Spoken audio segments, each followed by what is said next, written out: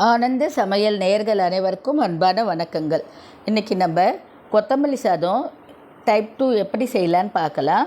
இதுக்கு இந்த கொத்தமல்லியை தண்டோடு கொஞ்சம் 3/4 பாகம் கட் பண்ணி அதை ஒரு ஸ்பூன் எண்ணெய் ஊற்றி நல்லா வதக்கி எடுத்துக்கலாம். இது ஒரு பக்கம் இருக்கட்டும்.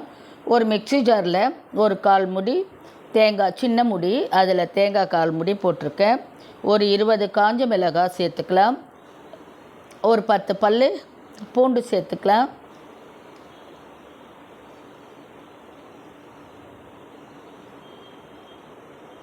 அதோடையே நம்ம ஒரு 1/2 ஸ்பூன் சீரகம் சேர்த்துக்கலாம். வதக்கி வச்சுருக்கிற கொத்தமல்லியை இதோடு சேர்த்துக்கலாம். உப்பு சேர்த்துன்னு இதை நம்ம ஃபைன் பேஸ்ட்டாக தண்ணி ஊற்றி அரைச்சிக்கலாம். இன்னொரு பக்கம் அடுப்பில் எண்ணெய் கடாய் வச்சு, கடாய் காஞ்சதும் எண்ணெய் ஊற்றி ஒரு 2 குழிக்கரண்டி அளவு எண்ணெய் ஊற்றி ஒரு ஸ்பூன் கடுகு உளுத்தம்பருப்பு போட்டு அது வெடித்ததும் ஒரு கைப்பிடி அளவு வேர்க்கடலையே போட்டு அதன் கூடவே ஒரு 2 ஸ்பூன் காஞ்ச மிளகாவையும் சேர்த்து அது நல்ல மிளகாய்த்தூள், மஞ்சள் தூள் ஒரு 1/4 ஸ்பூன் சேர்த்து அதை நல்லா வதக்கலாம்.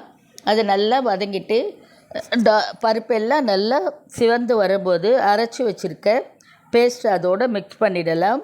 மிக்ஸ் பண்ணிவிட்டு ஒரு லெமன், பெரிய லெமன் எடுத்திருக்கேன், அதில் பாதி கட் பண்ணி லெமன் சாறை இதோடு சேர்த்துடலாம்.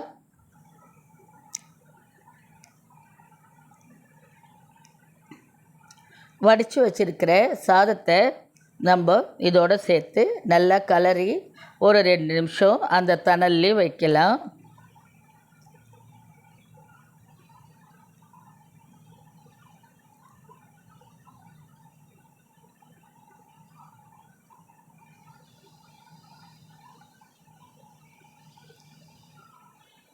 இப்போது சுவையான கொத்தமல்லி சாதம் ரெடி.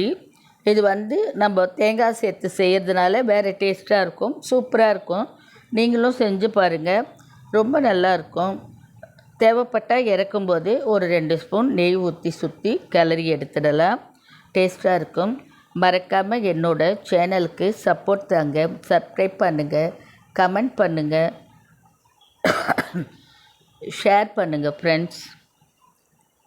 நீங்களும் இது ஒரு முறை செஞ்சு பாருங்கள். கொத்தமல்லி இப்போ விலை ரொம்ப கம்மியாக இருக்குது. இப்போல்லாம் நம்ம கொத்தமல்லி சாதம் செய்யலாம். தேங்க்யூ.